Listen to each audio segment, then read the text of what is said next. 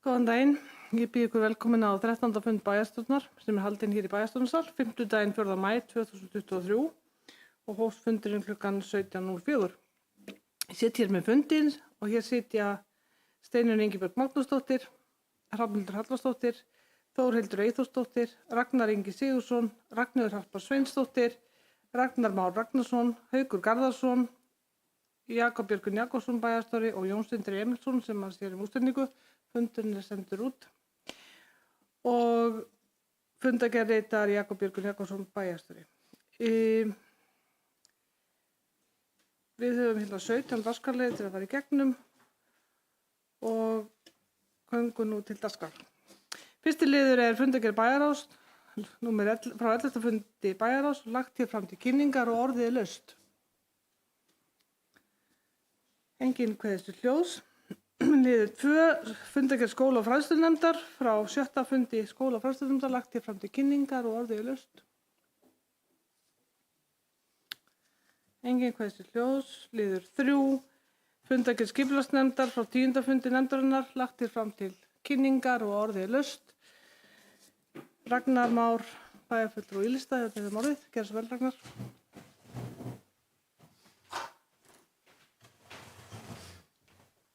Forseti, ágætu bæjarfulltrúar, í fundargerð skipulags- og byggingarnefndar er fjallað margumtalað deiliskipulag í Skipavík. Það sem okkur greindi á var meðal annars það að þar stæði að það hefði verið þörungavinnsla á svæðinu. Þegar maður skoða það betur og skoða til dæmis vef Fiskistofu, að þá er í rauninni engin skráð löndun á þangi í Stykkishólmshöfn.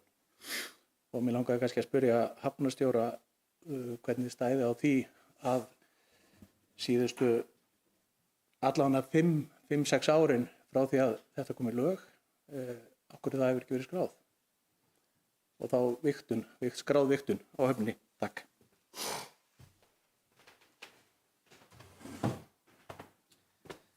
Takk fyrir þetta, Ragnar. Jakob, þú svara, gerðu svo vel.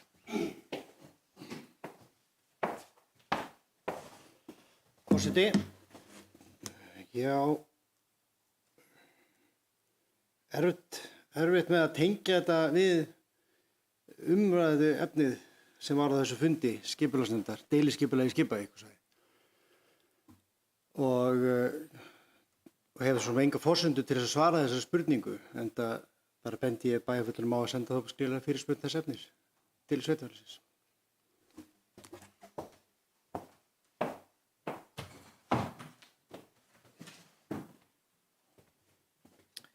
Takk fyrir þetta. Orðið er laust undir þriðja lið.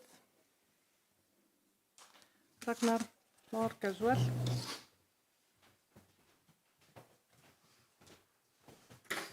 Forseti, ágætu bæjarfulltrúar, tengingin er augljóslega sú að í deiliskipulaginu kemur fram í greinargerðinni að þar hafi verið þörungavinnsla, vinnsla á þangi.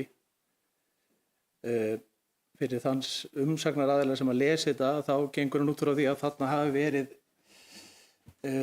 eitthvað svona íburðarmikil vinnsla, en þegar aðeins skoða það hráefni sem að hefur átt að hafa verið unnið þarna, þá kemur í ljós að það hefur nákvæmlega ekki verið neitt, allan að samkvæmt upplýsingum Fiskistofu, og það er náttúrulega tengingin við það sem að við þetta deiliskipulag sem að skipulagsnefnd var að fjalla um. Takk. Takk fyrir þetta, Ragnar Már. Orðið er laust undir lið 3. Svo er ekki. Liður 4, stýrihópur heilsueflandi samfélag, fundargerðir frá fundi þessa stýrihóps heilsueflandi samfélag, lagðar hér fram til kynningar og orðið er laust. Engin kveðst til hljóðs. Liður 5, fundargerðir Breiðafjarðarnefndar, númer 212 frá 14. febrúar 2023, lagt hér fram til kynningar og orðið er laust. Engin kveðst til hljóðs. Liður 6. Fundargerðir stjórnar Náttúrustofu Vesturlands.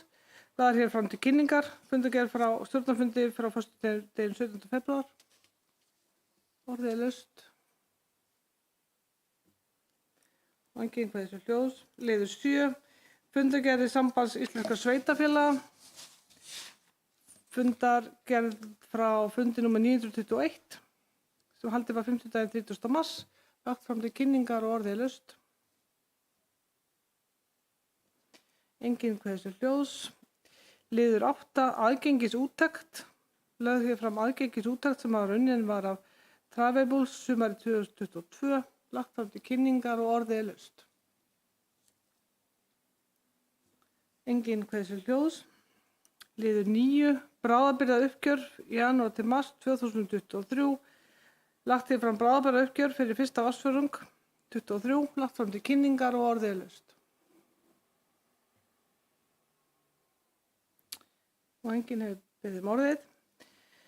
Liður 10. Ársreikningur sveitarfélagsins Stykkishólms 2022. Við lagðir hér fram til fyrri umræðu ársreikningurinn sveitarfélagsins Stykkishólms fyrir árið 2022. Á 11. fundi sínum samþykkti bæjar ársreikningi fyrir sitt leyti og vísaði til fyrri umræðu bæjarstjórn. Bæjarstjóri Jakob Björgvin og Haraldur Örn Reynisson endurskoðandi taka eftir. Gerðu svo vel eitthvað.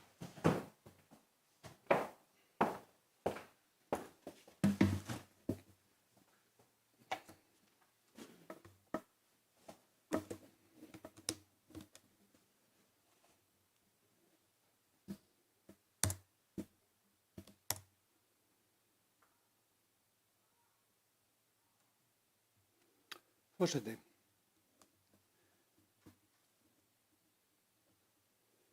Ég ætla að gera stuttlega grein hérna með yfirferð minni fyrir árinu 2022, svona á breiðum grunni, og fari yfir það helsta sem var að koma og svona skauta síðan stuttlega yfir helstu tölur en eftirláta Haraldi Reynisson endurskoðanda að gera nánari grein fyrir ársreikningi sveitarfélagsins 2022. En þetta hefur sannarlega verið viðburðaríkt ár í starfsemi sveitarfélagsins, sameinað sveitarfélags og margt áunnist. Ég átti mig á því þegar ég birti þessa slæði hér að það er svolítið furðulegt að enn og aftur að minnast á þennan faraldur, en hann hafði eins og óneitanlega áhrif á rekstur sveitarfélagsins í upphafi árs 2022 og ég fór svona að rifja þetta upp og fór tilbaka til ársins 2022 og ef ég svona tek ykkur tilbaka í ársbyrjun 2022 þá var hér í Stykkishólmi 10 einangrun og 19 sóttkví í byrjun árs.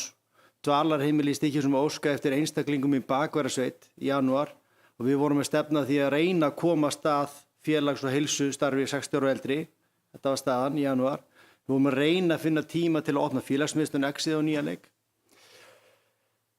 Í febrúarmánuði hafi COVID-smittin áhrif á leik- og grunnskólastarf. Töluverður fjöldi nemenda og starfsmanna í leik- og grunnskóla var frá vegna smitta. Heimsókna takmarkanir voru á dvalarheimilinu og legudeild heilbrigðisstofnunar Vesturlands.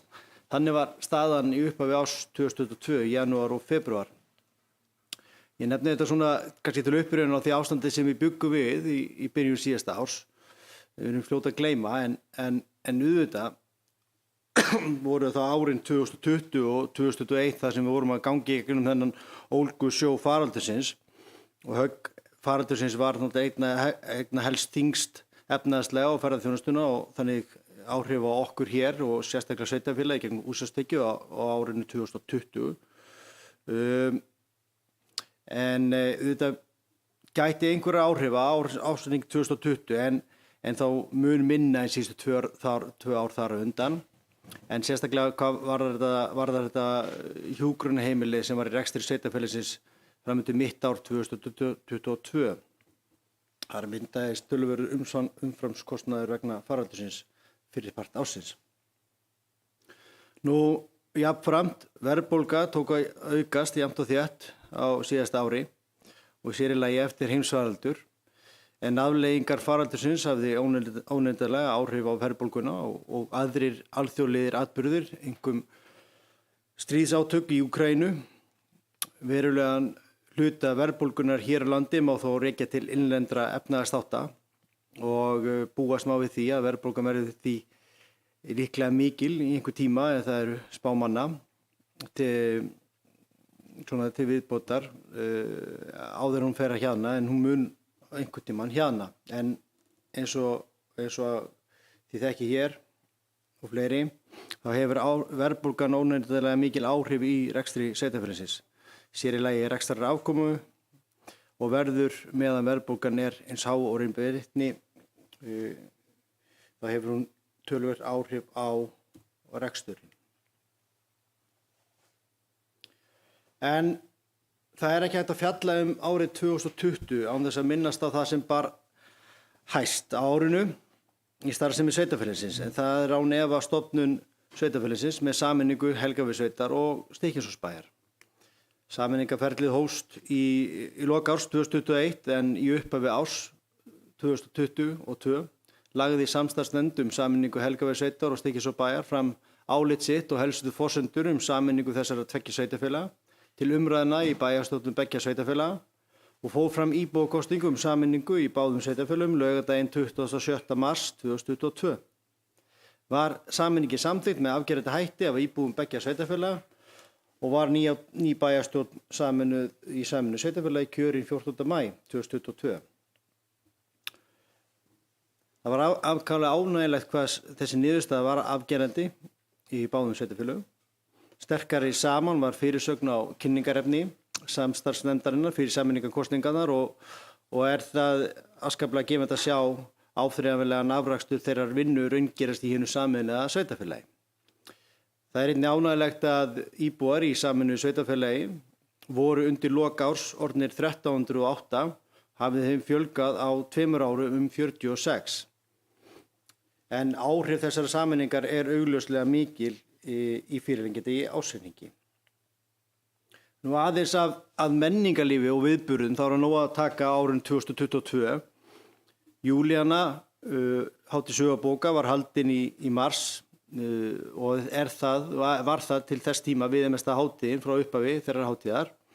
Sumarið var viðburðaríkt og fjöldi ferðamanna heimsótti bæinn, bæði erlendir og innlendir. Við vorum með skeljahátíð í júní, landsmót sambands íslenskra harmonikuunnenda fór fram í Stykkishólmi, afbraunakeppnin milli sterkustu manna landsins, Vestfjarðavíkingurinn, fór fram það sumar. Heilsudagar voru haldnir í Hólminum í september. Við vorum með landsmót samfélags, landsmót samfélag var haldið hér í Stykkishólmi í október. Málþing á vegum Vitafélagsins og íslenskra strandmenningar í samstarfi við menningar- og viðskiptaráðuneytið sem bara yfirskriftina verkþekking og á við sjávarsíðuna arfur til auðs. Þetta málþing fór fram í október. Menningarhátíðin Norðurljósin var haldin í 7. sinn í október 2022 og síðan voru fjölmargir aðventu viðburðir í Stykkishólmi síðustu jól og ef ég nefni einhverja þá var það KK, jólamarkaður, ullarkynning, bílskúrsala og fleira. En þessi upptalning er langt frá því að vera tæmandi, en ljóst að í sveitarfélaginu eru nóg að vera í félags- og menningarmálum, en það er mikilvægt hverju samfélagið að sveitarfélög leggi áherslu á gott og almennt aðgengi að menningu og listum, bæði fyrir þátttakendur og þá sem að njóta hverju sinni. Hlutverk sveitarfélaga í þessum efnum er fyrst og fremst að gera íbúum kleift að koma ýmsum verkefnum, sköpun og hugmyndum í framkvæmd á sviði lista og menningarmála og hlúa að þeirri starfsemi. Sveitarfélagi hefur meðal annars komið að fjölmörgum þeim viðburðum sem ég nefndi hér áðan með beinum eða óbeinum hætti.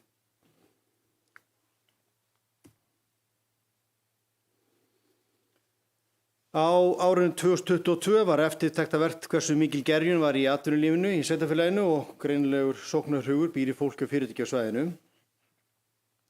Sem liði því að styðja við fólk og fyrirtæki gerði sveitarfélagi upphafi árs samkomulag við Matís uppbyggingu samstarf í sveitarfélaginu með áherslu á fræðslu, nýsköpun, rannsóknir og atvinnuuppbyggingu innan sveitarfélagsins. Starfshópur Stykkishólmsbæjar, Samtaka sveitarfélaga á Vesturlandi og Byggðastofnunar eflingu atvinnulífs í Stykkishólmi lauk störfum í apríl 2022 og skilaði skýrslu til bæjarstjórnar. Í skýrslu sinni leggur starfshópurinn til 19 tillögur atvinnulífi og búsetuskilyrðum í Stykkishólmi til framdráttar og skiptist í rauninni í eftirfarandi undirflokka: stuðningur stjórnvalda við núverandi atvinnulíf, tækifæri auðlindanýtingu á svæðinu og næstu árum, styrking innviða til framtíðar uppbyggingar atvinnulífs og hluta til er unnið í samræmi við þessa stefnumörkun af hálfu sveitarfélagsins. Á árinu 2023 verður áfram unnið að spennandi breytingum á aðalskipulagi og 2 nýju deiliskipulögum fyrir athafnasvæðin til þess að mæta aukinni eftirspurn eftir atvinnulóðum í sveitarfélaginu sem var meðal annars tillögur þessa starfshóps.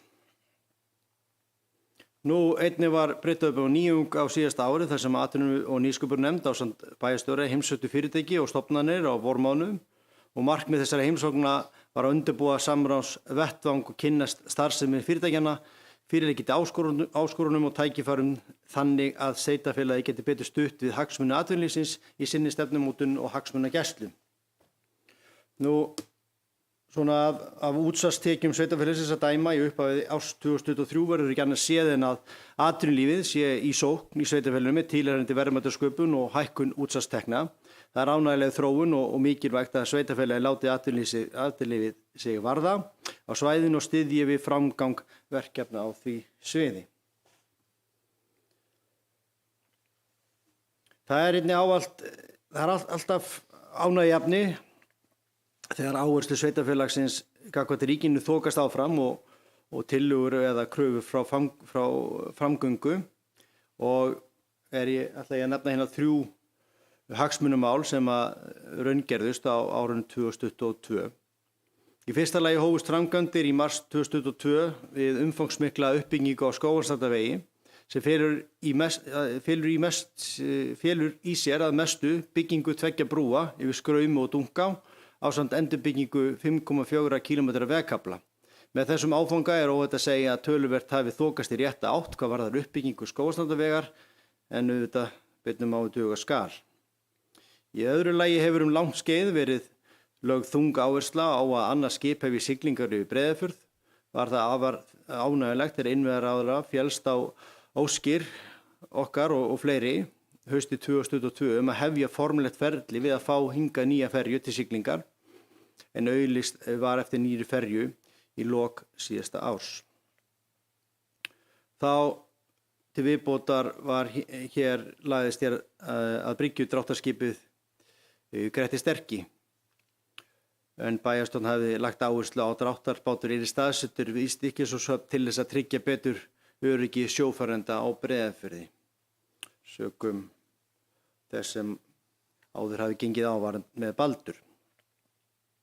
Í þriðja lagi var í upphafi árs 2022 ritað undir samkomulag sveitarfélagsins og heilbrigðisráðuneytisins yfirfærslu og rekstri hjúkrunarrýma dvalarheimilisins í Stykkishólmi til Heilbrigðisstofnunar Vesturlands sem tók formlega við rekstrinum 1. júní 2022 og aftur hefur það áhrif á fyrirliggjandi ásetning meðal annars.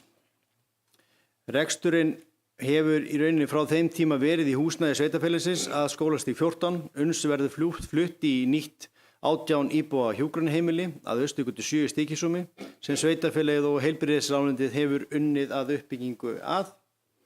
Með hinu nýja heimili mun verða hið glæsilegasta með sameiginlegum matsölum fyrir íbúa og setustofum ásamt starfsmannaaðstöðu og tilheyrandi stóðrýmum á 2 hæðum. Af ýmsum framkvæmdaverkefnum er að taka í sveitarfélaginu síðasta ári og hér er ekki tæmandi talningu að ræða.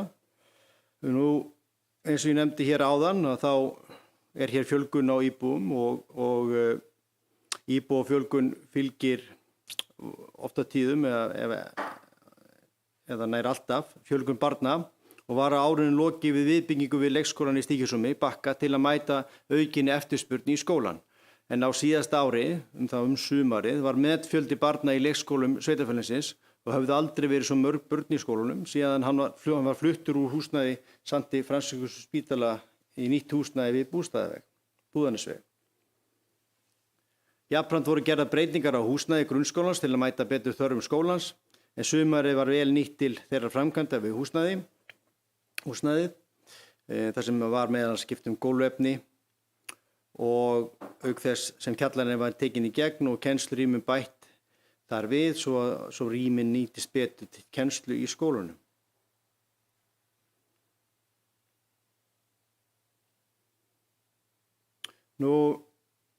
Einnig var á síðasta áralagi grunnurinn að þá frekari uppbyggingu í sveitarfélaginu, hvað var þar í Víkurkverið, þar sem að deiliskipulag var breyting deiliskipulagi var kláruð á síðasta ári og það leggur þá grunninn að uppbyggingu á þessu ári hér. En á árinu 2022 voru einnig lagað mikilvæg línu varðandi framtíð uppbyggingar á Súgundisey með nýju deiliskipulagi sem tekur til Súgundiseyjar. En markmið skipulagsins var tvíþætt, annars vegar að skapa ramma utan svæði fyrir útivistarfólk til göngu og náttúruupplifunar og hins vegar að tryggja öryggi með sjótengdum mannvirkjum. En eins og því flest ekki þá hlaut verkefni styrk úr framkvæmdastöðu ferðamannastaða ásamt 2 öðrum styrkjum sem við erum að vinna að á þessum bara núna á þessum tímum. Fjölmörg minni framkvæmdaverkefni sem unnin voru á starfsmönnum sveitarfélagsins voru einnig framkvæmd, ef ég nefni þau hér, einhver af þeim. Það var skipt nokkrar tröppur sem liggja upp á Súgundisey og setja ekorasgrindur í alla tröppur. Málaður báturinn Kári og þetta verkefni sem voru síðasta sumar. Og síðan var töluvert af bekkjum bætt við víðsvegar bæinn, þar sem hægt að setjast niður og nota veðurblíðunar. Einnig voru grindunar, ekorasti grindur sendar á nýjan göngustíg sem liggur frá Sundabakka upp á holtið milli Lágás og Reitavegar, svo einhvað sem nefnt. Það var unnið að endurbótum á búseturétta íbúðum, þar sem lands var skipt gólfefni og innréttingar, unnið að gera göngustíga, þar með talið göngustíg sem liggur niður á Þröskuldum, en stígurinn liggur að mestu eftir slóða sem þar lá og er tæplega 1 kílómetra langur og verður kærkomið viðbót við göngustígana á svæðinu. Það var skipt gangstéttar í ágúst og síðan hélt leddvæðing götuljósa áfram í Stykkishólmi þá síðasta haust. Og að lokum er vert að nefna aftur samstarf sveitarfélagsins og ríkisins við uppbyggingu hjúkrunarheimilisins að Austurgötu 7 sem verið nú að leggja lokahönd á og mun koma til með að bæta enn frekar þjónustu eldra fólk í sveitarfélaginu.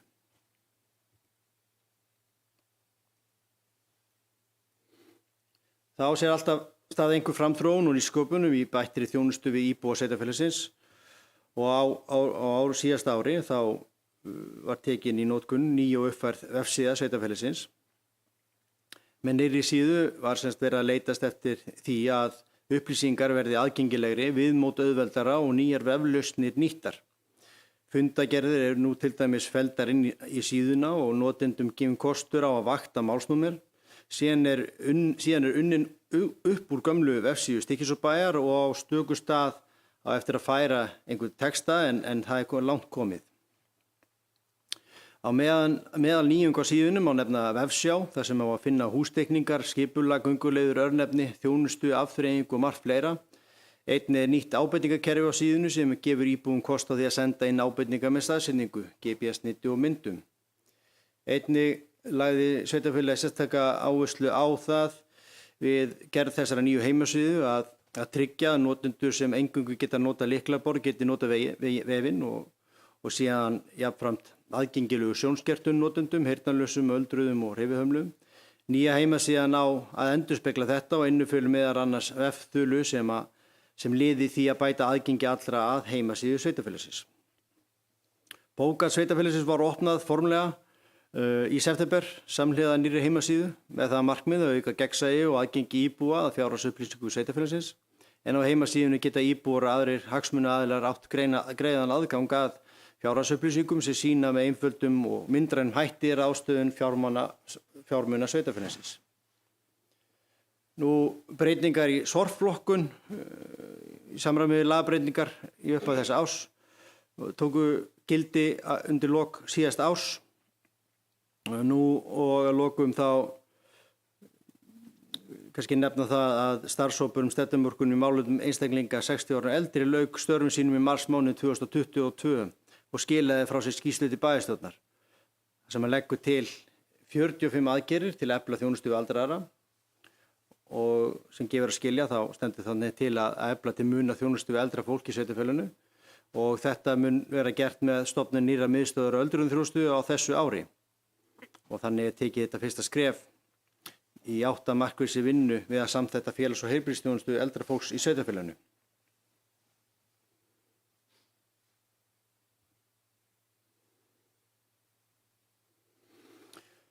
Nú aðeins að ársreikningi 2022. Rekstrartekjurnar eru 2,2 milljarðar á árinu en A-hlutin var með 1,9 milljarð.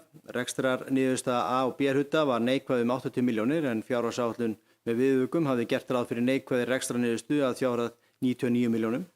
Rekstrartekjur A- og B-hluta jukust 11% milli ára, rekstrargjöld jukust 7% og eru 2% lægri heldur en áætlun með viðaukum hafði gert ráð fyrir, sem ánægjulegt. Nú bæjarstjórn samþykkti á fundi sínum í október viðauka við fjárhagsáætlun og þar var tekin ákvörðun að leggja niður dvalarheimili aldraðra í Stykkishólmi og hefur þetta áhrif á A-hlutann í sveitarfélaginu, neikvæð áhrif sem nemur 130 milljónum en ég gerir ráð fyrir því að endurskoðandi sveitarfélagsins gerir betur grein fyrir þeim áhrifum í yfirferð sinni hér á eftir. Veltufé frá rekstri nam á árinu 2022 244 milljónir króna samanborið við 208 milljónir króna árið áður. Veltufé frá rekstri var 42 milljónum umfram fjárhagsáætlun með viðaukum sem hefði gert ráð fyrir veltufé frá rekstri næmi 202 milljónum. Handbært 135 milljónir og lækkað 36 milljónir á árinu.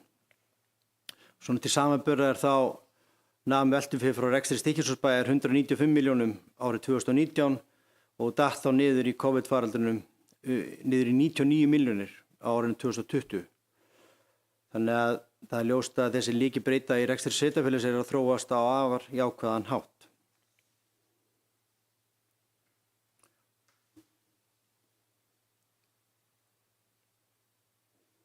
Nú, skuldaviðmið sveitarfélagsins er 107% en rekstrarjöfnuður síðastliðin 3 ára neikvæður 218 milljónir en svo kennitala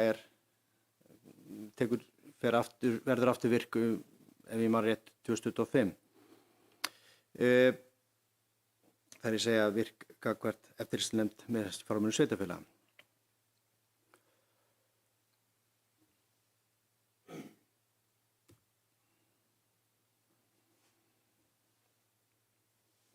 En að lokum svona aðeins inn í framtíðina.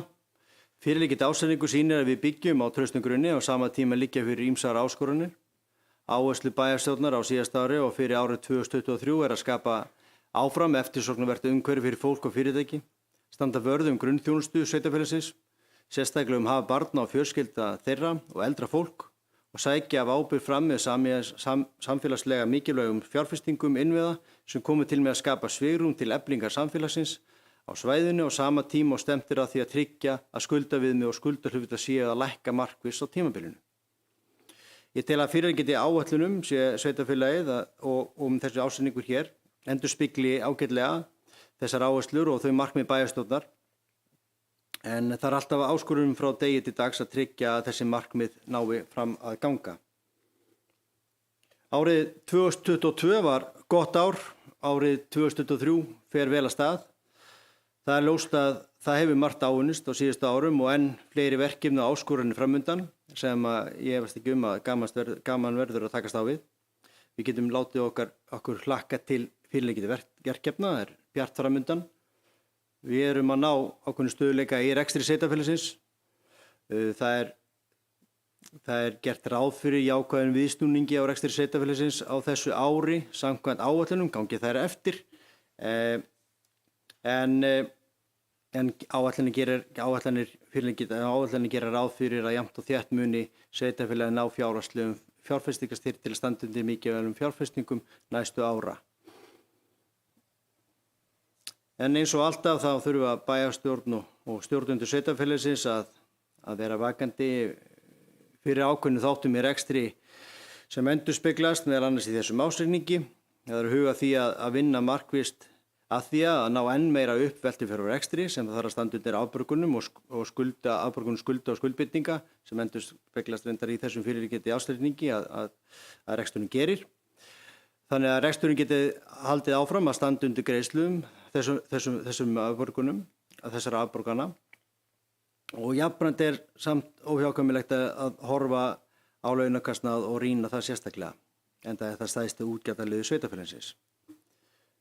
Áfram þarf að leggja áherslu á ábyrga fjármálastjórn, þar sem gætt aðals og ábyrgðar í rekstri bæjarins og á sama tíma og þjónusta við bæjarbúa verði eins og best á kosið.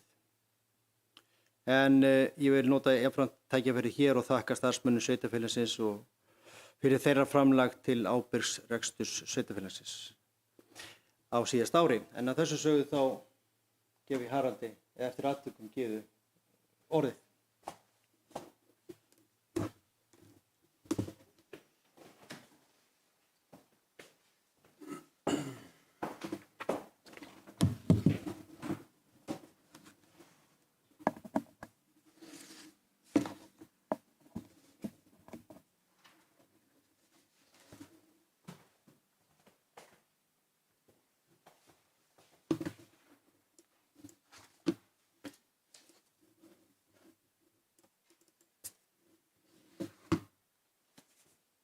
Forseti, bæjarstjórn, aðrir gestir. Við Gyða erum hér komin til þess að renna yfir ársreikninginn sem tekinn til fyrir umræðu núna í bæjarstjórn og þegar ég hef lokið svona minni yfirferði yfir ársreikninginn og helstu svona lykiltölum að þá tekur Gyða Steinsdóttir við og rennir yfir drög að endurskoðunarskýrslu með ykkur. Jakob búinn að fara ágætlega yfir svona ákveðnar lykilstærðir.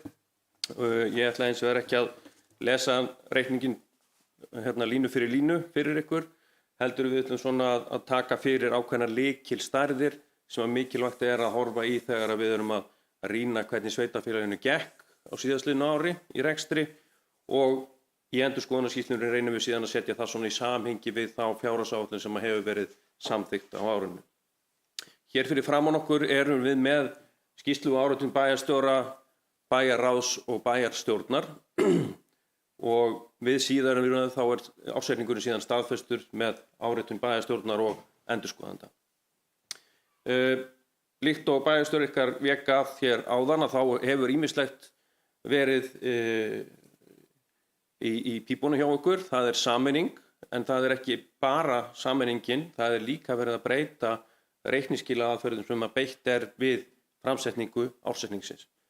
Því að árið 2022 þá verið að innleiða þessa breytingu sem var samþykkt á reglugerð 1212 frá 2015 það að taka svokallar samrekstrar einingar inn í reikningsskil sveitarfélaga. Og það gert á árinu 2022 og það þá rétt að víkja strax að því að aftast í ársreikningnum að þá gerð grein fyrir breytingum annars vegar af því að taka sameinaða ársreikninga Helgafellssveitar og Stykkishólmsbæjar og leggja þá saman sem einn. Síðan þurfum við að gera grein fyrir þá breytingu sem að rekja má til þess að teknar eru inn þessar svokölluðu samrekstrareiningar. Þetta þýðir það að ársreikningurinn verður alveg bráðskemmtilegur aflestrar, eilítið flókinn vegna þess að við þurfum að ná tengingum við þær fjárhæðir sem að voru annars vegar í ársreikning þessara sveitarfélaga þegar voru sjálfstæðar einingar á árinu 2021. Þegar við erum búin að leggja það saman með svokallari samlegðarar aðferð og síðan gerð sérstaklega grein fyrir áhrifunum á annars vegar A-hlutann og svo hins vegar B-hlutann af því að taka samrekstrareiningarnar inn. Og þá endum við í þessum tölum sem eru samanburðartölum sem eru þessi endurgerðu tölur sem við sjáum á eftir. Í ykkar skýrslu og áritun þá aðeins fjallað þessa hluti og það verið að vísa í tilteknar skýringar í ársreikningi, en það einnig fjallað sérstaklega samþykktina á þessum viðauka sem Jakob minntist áðan upp á 113 milljónir þegar var tekin ákvörðun það að leggja niður dvalarheimili sem hlutastofnun hjá sveitarfélaginu. Það er eðlilegt framhald af því að það eru aðrir aðilar búin að yfirtaka þann rekstur og sjóðurinn kannski hefur þó ekki sinn tilgang lengur. Þetta hefur neikvæð áhrif á rekstur A-hlutans í sveitarfélaginu Stykkishólmi, en vegna þess að þetta eru viðskipti innan einingar sem eru inn í ársreikningnum, þá þarf að eyða þessu út og þetta hefur engin áhrif á rekstrarniðurstöðu sveitarfélagsins þegar við erum komið með A- og B-hlutan saman. Við skoðum þetta nú aðeins nánar, en það er eðlilegt að það sé fjallað aðeins þetta í áritun ykkar. Nú áritun okkar, hún verður birt samhliða síðari umræðu en við sýnum á eftir ykkur drög að henni. En höldum hér áfram og förum niður í rekstrarreikninginn. Hér sjáum þið í bláu dálkunum sem eru stjörnumerktir, þetta eru þá endurgerðar fjárhæðir með þessum breytingum sem ég var að víkja að hérna áðan með ykkur. Þannig að það er búið að endurgerða samanburða fjárhæðirnar og svo er beitt sömu reikningsskila aðferðum við 2022. Þetta er gert til þess að við séum með fjárhæðir sem eru samanburðar hæfar. Þannig að við séum ekki að bera saman epli og appelsínur, heldur að það séu reikningsskilin eru birt eins og þessar einingar hafi alltaf verið inni. Þannig að við getum þá núna nokkuð lesið í þær breytingar sem eru að verða til dæmis á A-hlutanum hjá okkur á milli ára. Rekstrartekjurnar hjá okkur eru samtals rétt rúmir 1,9 milljarðar. Þið hefðu gert ráð fyrir að það væri nokkuð nálægt því í áætlunum með viðaukum, en þetta er nokkuð meira heldur árið áður eða 2021 endurgerða fjárhæðir eða 342 milljónum hærra. Þá er gott aðeins að greina í hverju liggur þessi breyting og skoða einstaka liði meðal rekstrartekna og þið sjáuð hér efst útsvar og fasteignaskatta. Þeir eru að aukast 4,8% eða 45,5 milljónir. Jöfnunarsjóðurinn er að hækka verulega og er 602 milljónir tæplega, samanborið við 387 milljónir.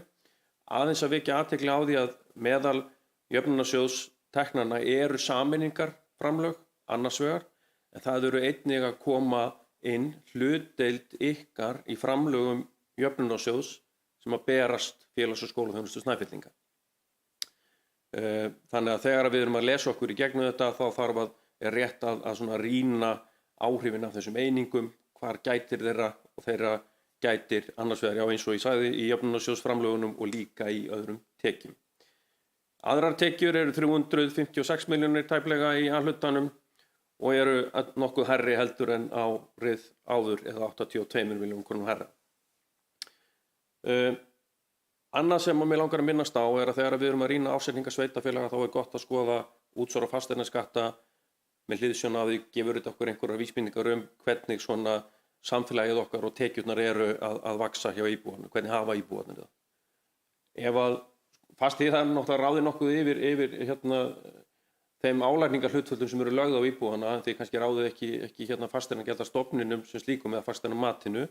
Þannig að einhver hækkun er að verða hjá okkur vegna þess að fasteignamatið er að hækka, en við rýnum í skýringu 4 þá sjáum við að útsvarið er að aukast nokkuð á milli ára og það bendir til þess þá að íbúarnir að öllu öðru óbreyttu ættu að vera þá með meiri tekjur. Og þannig er það svona ákveðin mælikvarði á það hvernig gengur okkur að ná inn íbúum sem að greiða til okkar útsvar. Jöfnunarsjóðurinn, við þekkjum hlutverk hans og vissulega eru í umræðu breytingar á því regluverki og en það liggur ekkert fyrir það hvernig því verður endanlega lokað. Síðan förum við þá niður í rekstrargjöldin í A-hlutanum. Laun og launatengt gjöld eru þarna 1.127 milljónir tæplega og eru að aukast í A-hlutanum upp á 158 milljónir eða 16,3%. Til þess að setja hlutin í samhengi er ágætt að skoða svona vísitölur launa og hvernig þær hafa verið að þróast og það er birt sérstaklega vísitala fyrir starfsmenn sveitarfélaga og hún hækkaði frá desember til desember 9% á þessu tímabili. Þannig að launakostnaðurinn ykkar er að hækka eilítið umfram það. Nú, síðan erum við þá með framlag til A-deildar brúar sem er alltaf eins og þið þekkið uppruna þess og við sjáum áhrifin á því líka í efnahagsreikningum hjá okkur. En síðan erum við með lífeyrisskuldbindinguna sem hækkar á árinu tæplega 37 milljónir sem nokkuð hærra heldur en þau höfðu gert ráð fyrir í áætlunum með viðaukum en þó töluvert lægra heldur en breytingin sem varð á árinu 2021. Rekstrargjöldin eru samtals 1,8 milljarður og eru lægri heldur en áætlunum með viðaukum höfðu gert ráð fyrir en eru að aukast 227 milljónir. Þarna þurfum við að hafa í huga að þarna koma áhrifin fram af þessu framlagi sem var samþykkt að veita upp á 113 milljónir til dvalarheimilisins í B-hluta stofnunar þegar var að vera að loka þeirri einingu. Þegar við erum komin þarna í ársreikningin þá erum við farin að tala um rekstrarniðurstöðu fyrir afskriftir sem framlegð og það svona lykilstærð sem verið að vísa til í rekstri sveitarfélaga svo sem eins og annara eininga sem ástunda rekstur og þið eru með þarna jákvæða rekstrarniðurstöðu fyrir afskriftir upp á 119 milljónir sem eilítið betra heldur en þið höfðu gert ráð fyrir í áætlunum með viðaukum og svona 15 milljónum betra heldur en árið á undan. Afskriftir, þetta eru reiknuð gjaldfærsla þar sem verið að gjaldfæra stofnkostnað fasteigna á líftíma þeirra. Það eru 77 milljónir og hækka eilítið á milli ára en síðan erum við þá komið niður að fjármagnsgjöldum sem eru umfram fjármunatekjur sem eru rétt 200 milljónir. Og það þó eilítið lægra heldur en áætlun með viðaukum hafði gert ráð fyrir en nokkuð hærra heldur en árið áður og bara til þess að setja hlutina í samhengi að þá eru gjaldfærðar verðbætur og við sjáum það í sjóðstreyminu aftur og eftir að verðbæturnar sem eru í A-hlutanum af þeim lánum sem eru verðtryggð eru 159 milljónir tæpar. Þannig að við sjáum þá að hversu mikilvægt það að bæði að við náum tökum á verðbólgunni en einnig að huga vel að skuldsetningu og frekari skuldsetningu á þeim tíma sem verðbólgan með þessum hætti. Þannig að við lokum þá árinu í A-hlutanum á tapi upp á 158 milljónir sem lægra heldur en þið höfðu gert ráð fyrir í áætlunum með viðaukum og þið sjáið að það eru breytingarnar má finna þarna í verðbóta hlutanum að einhverju leyti. Þá förum við yfir í A og B-hlutan og þar til þess að útskýra það fyrir ykkur strax að þegar við erum að horfa á útsvar og fasteignaskatta þá takk ég eftir að þetta lægri fjárhæð í A og B-hlutanum heldur en í A-hlutanum. Það vegna þess að þegar verið að setja fram reikningsskilin þá þarf að eyða út viðskiptum á milli eininga sem eru inn í ársreikningunum, samstæðunni hjá ykkur. Og það eru einingar í B-hlutanum sem eru að greiða fasteignagjöld til aðalsjóðs og þeim viðskiptum eytt út í samstæðunni. Þess vegna þessi tala lægri þarna heldur hún í A-hlutanum. Og það á alveg eins við önnur viðskipti innan þessara eininga. Við erum að tala innri leigu inn í A-hlutanum því eitt út til eignasjóðs en síðan eru þá önnur viðskipti líka bara á það sem að B-hluta-einingarnar eru að kaupa þjónustu af A-hlutastofnunum. Þannig að í einföldum máli sagt þá allt sem hér hjá ykkur í A og B-hluta eru bara tekjur og gjöld, tekjur frá þriðja aðila og gjöld til þriðja aðila. Það einfaldast að horfa á þetta þannig. Og við sjáum að rekstrartekjurnar eru að aukast 11% eins og Jakob gat áðan. Laun og raunateild gjöld eru 75 milljón krónum hærri heldur en árið áður sem eru 5,8% hækkun á þeim lið. Og síðan annar rekstrarkostnaður að aukast 23,2%. Og verðbæturnar af þessum 246 milljónum sem eru þarna í fjármagnsgjöldum frá fjármunatekjur í A og B-hluta eru 199 milljónir tæpar. Þannig að það vikta mjög mikið í rekstrinum hjá okkur verðbæturnar. Og A og B-hlutin rekinn með tapi upp á 79,8 milljónir sem nokkuð lægra heldur en áætlanir með viðaukum hefðu gert ráð fyrir en eilítið hærra heldur en árinu 2021 og þarna gætir áhrifana mjög sterkt af verðbótunum vegna þess að ef við horfum á rekstrarniðurstöðu fyrir afskriftir þá eru þið í nokkuð á pari við fjárhagsáætlunum eitthvað með viðaukum eða með framleiðu upp á 254 milljónir. Og þetta er náttúrulega verkefni allra sveitarfélaga að reyna að vera þá í uppbyggingu sem ekki borin uppi bara af lántöku. Þess vegna skiptir máli að reyna að viðhalda framleiðinni út úr rekstrinum, af því eftir því sem við náum betur að halda henni við, þeim mun meira líkur á við náum jákvæðu veltufé frá rekstri, þess að reksturinn sé að búa til peninga sem við getum síðan þá nota til þess að greiða af lánum og fjárfesta án þess að taka lán. Og þetta aldrei mikilvægara heldur en í aðstæðum sem við erum í núna, þar sem lánsfjármagnið líka bara að verða frekar dýrt. Allstaðar sjáið þið fyrir neðan í ásetningum að það verið að vísa ykkur í þessa skýringu 3P og 3Q og tölulegu skýringarna, eða skýringar númer 23 og 24. Þær gera ítarlega grein fyrir þessum áhrifum af þessum breytingum og ég ekki að dvelja mikið við það með ykkur vegna þess að þið þurfið að setjast yfir það í góðu tómi til þess að átta ykkur á því hvernig þetta að teikna sig upp og bara eitt varðandi skýringunum sem að segir að leiða út áhrifin af sameiningunum við Stykkishólmsbæjar og Helgafellssveitar að þá þarf að eyða út viðskiptum sem voru á milli þessara sveitarfélaga á árinu 21. Það þess vegna sem að þið sjáuð millifærslur þar. En þá fórum við yfir í efnahagsreikninginn og ég ætla nú að leyfa mér að fara bara yfir á bílhlutann með ykkur þar og það þá sama sem gildir þar. Þarna búið að taka út allar eignir og kröfur, þess að segja kröfur innan einingarinn og svo mögulega skuldir þegar við förum í skuldahliðina. Þannig að þetta þá bara fasta fjármunir ykkar og þær kröfur sem birtar þarna þá bara kröfur sem gagnvart þriðja aðila. Við sjáum að varanlegir rekstrarfjármunir hjá ykkur, þeir að aukast á árinu. Þeir orðnir 3.187 milljónir í árslok 2022, voru rétt rúmir 3 milljarðar á árinu 2021. Og ef við rýnum aðeins í þá breytingu, þá fjárfestingu upp á tæpar 200 milljónir hjá okkur og það endurmat á leigulóðum, svokölluðum, upp á 75 milljónir. Þið sjá betri greingerð fyrir þessu í skýringu 8. Aðeins varðandi endurmat lóða, þannig að það sé alveg á hreinu. Þetta sem sagt tekjuflæðið núvirtir á 5% vöxtun til eiliða nóns og það leigulóðurnar, tekjurnar sem sveitarfélagið hefur af því. Þetta fært inn í eigið fé eignasjóðs og til hækkunar á eigninni, leigulóðunum. Þetta fer aldrei í gegnum rekstur. Þannig að svona laga aldrei að sveifla neinum rekstri í sveitarfélögum. Svo höldum við áfram. Eignarhlutir í félögum 210 milljónir, 210,9 milljónir og aukast á árinu og það vegna þess að það hlutdeild sveitarfélagsins í afkomu Jeratún sem að skýrir þessa hækkun. Það ger grein fyrir henni í rekstrarreikningnum.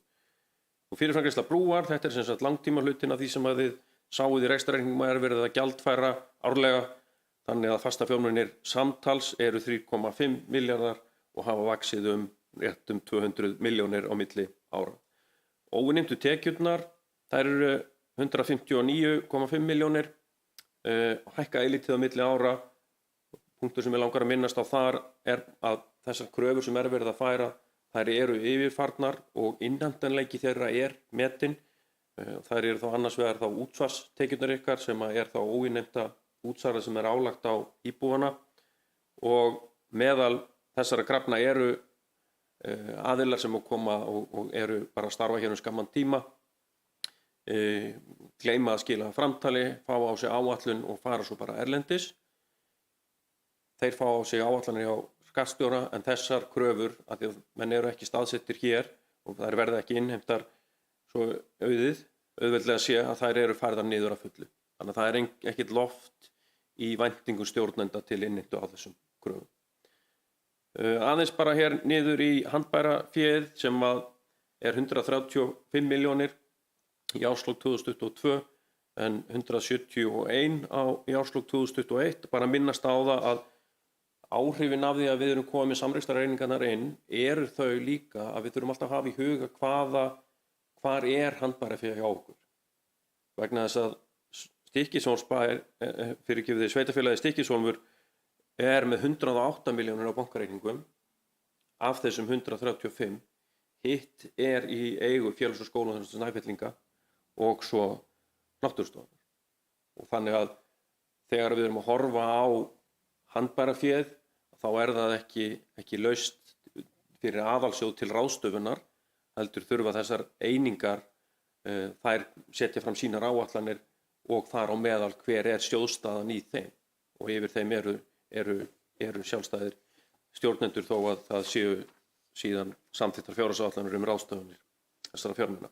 Mikilvægt að hafa þetta í huga vegna þess að það núna þegar að niðurstaðan liggur fyrir þá gott að setjast yfir fjárhagsáætlanirnar og rýna þær mögulega hvort að það þurfi að uppfæra þær að einhverju leyti. Þá það hér á eigið fé og skulda hliðinni. Það svo sem það lántaka hjá ykkur upp á 100 milljónir, þetta borgi 207 milljónir af lánunum á árinu og skuldirnir náttúrulega að aukast vegna þess að það eilítið lántaka og svo verðbæturnar að koma inn í lánin. Það þó að það sé ekki peningur úr kassa, að þá þetta samt peningur úr kassa síðan meir. Vegna þess að þetta þyngir afborgunarferilinn af lánunum. Þess vegna mjög vont ef við erum í mjög mörg ár með háa verðbólgu, af því að það þyngir allan endurgreiðsluferil á þessum lánum. Þannig að bara rétt að minnast á það. Og þessar skuldir við lánastofnunum sem við erum að birta þarna sem langtímaskuldir upp á 1,9 milljarð, þetta sem það sem heitir greiðslu 24 og síðar. Áætluð næsta árs afborgun 209 milljónir tæplega og ég bendi sérstaklega á þá tölu vegna þess að við ætlum að setja hana svo í samhengi við veltufé frá rekstri í sjóðstreyminu. Þegar við förum hér aðeins aftar. Aðrar skammtímaskuldir, bara rétt að minnast á það, þær eru að aukast nokkuð á milli ára og fara í 320 milljónir. Stór hluti af þessu skuld vegna uppbyggingar á dvalarheimilinu.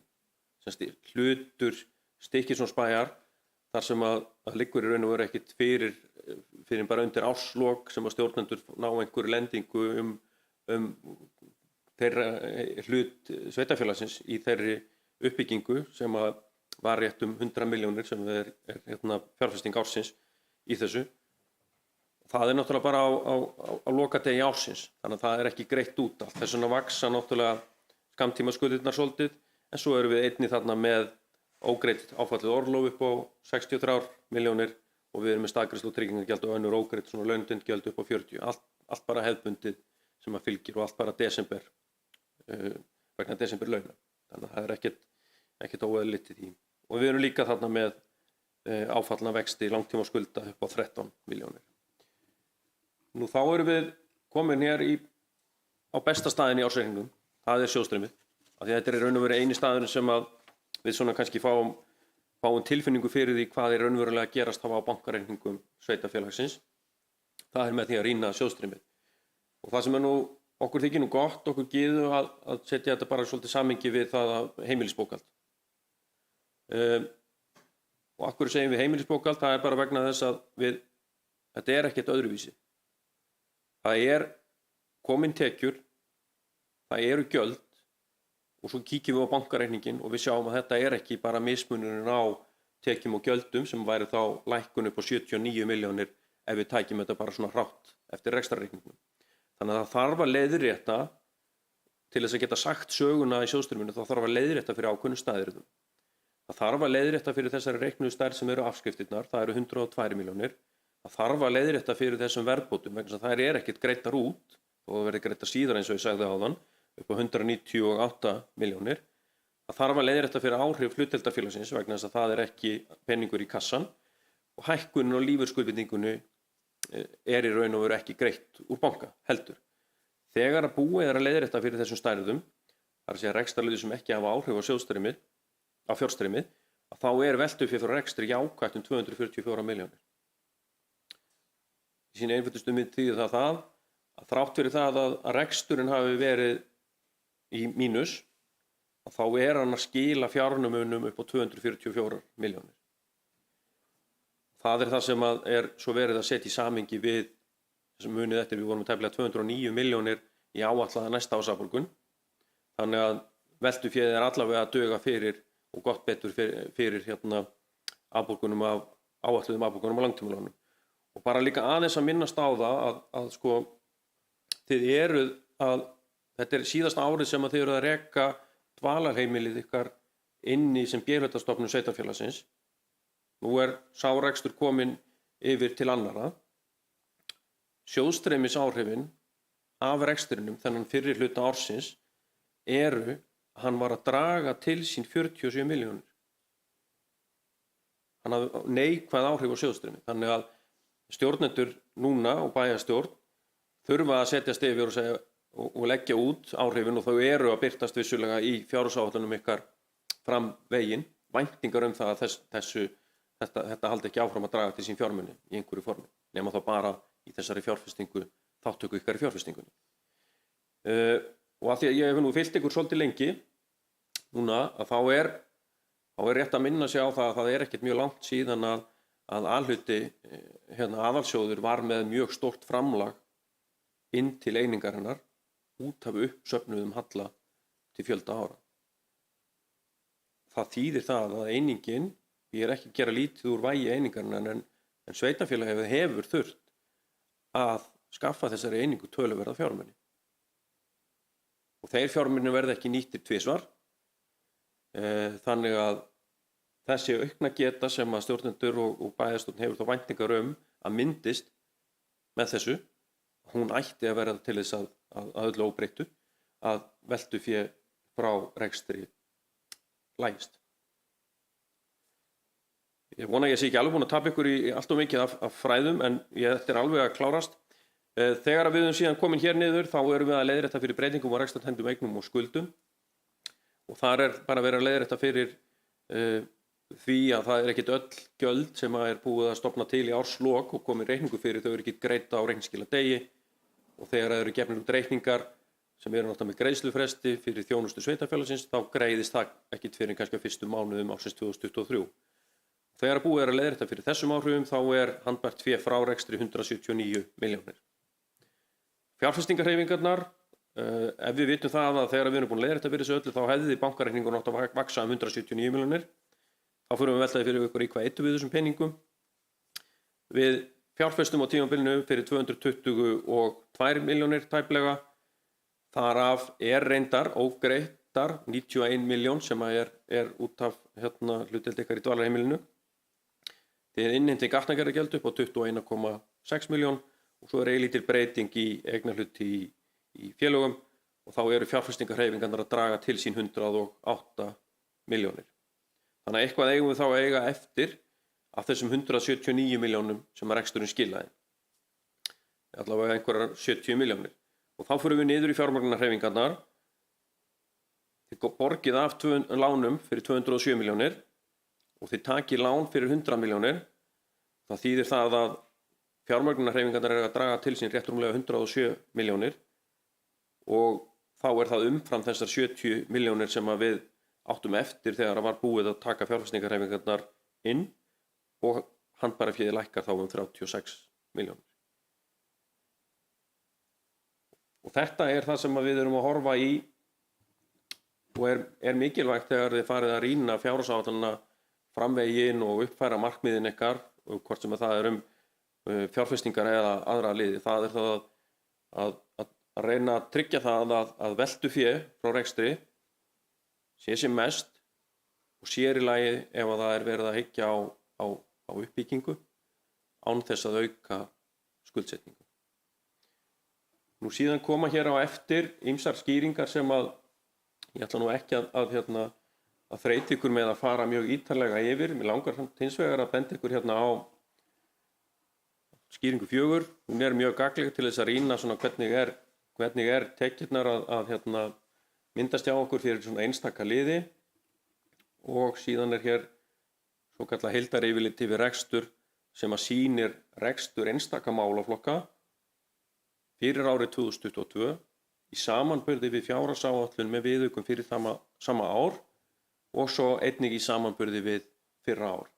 Þannig að það getur verið gagnlegt að horfa á hvaða málaflokkar eru það sem það sem kostnaður er að aukast verulega milli ára eða mögulega umfram fjárhagsáætlanir. Þið eruð eins og að loka árinu nokkuð á pari við þá áætlun sem þið höfðu gert fyrir árið með viðaukum.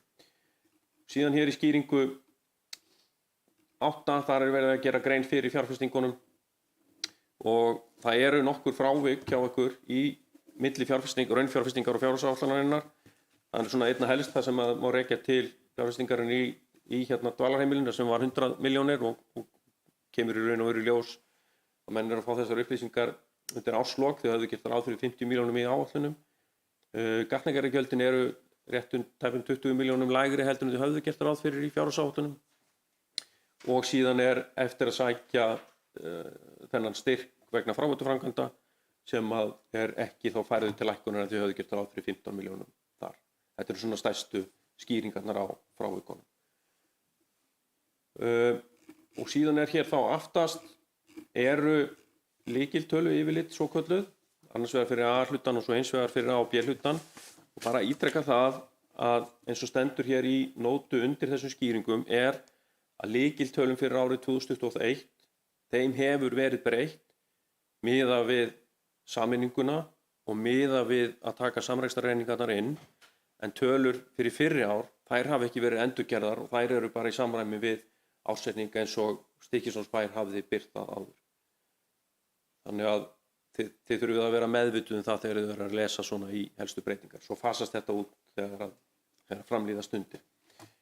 Nú, og hér er síðan á B-hlutin og rétt hér eru við síðan komin þá í svona samanburð á milli frávik hvað er að breytast í viðaukunum hjá okkur, annars vegar í rekstri og svo í sjóðstreymi og síðan koma hér þá áhrifin af sameiningunni og ég ætla ekkert að dvelja mikið við það heldur hvet ykkur til þess að bara skoða hvað er að gerast þar.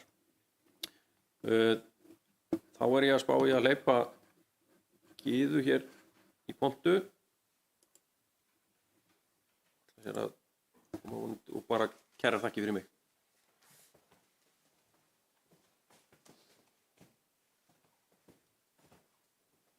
Forseti, bæjarstjórn, aðrir gestir. Hér eru drög að endurskoðunarskýrslu sem þið hafa fengið senda og ég ætla að fara aðeins yfir svona helstu aðgerðir sem við höfum farið í.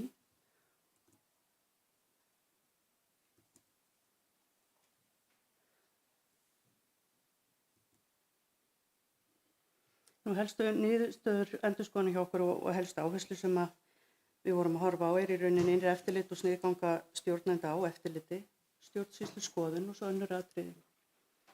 Við horfum í rauninni, erum í áhættu mati við endurskoðunina og við horfum í rauninni á mikilvægi samstæðuna með yfir 66 milljónir og ef það eru einhverjir ákveðnir liðir sem að sína mismuni på meira en 3 milljónir þá greinum við sérstaklega frá því. En sem sagt, við söfnum þá í þessu saman í mismunarlista og leggjum síðan að mat og uppsöfna áhrif ef miklu mismunir. En sem sagt, í endurskoðun vegna ársreikningsins 2022 voru ekki að ræða neina óleiðrétta mismuni við lok endurskoðunar. Nú, í stjórnsýslunni þá er sami veikleiki og hefur verið og við þekkjum mjög víða í minnissveitarfélögum að það eru aðgreiningsstarfa. Við erum náttúrulega bara með ákveðin fjölda starfsfólki og veikleikar í tengslu við það eru skoðaðir sérstaklega í endurskoðunni. Nú hér sjáum við umfang endurskoðunar sveitarfélagsins, hvernig deildirnar skiptast og hlutföll þeirra og þarna sjáum við að hlutföll tekna sveitarfélagsins eru 90,9 af heildinni.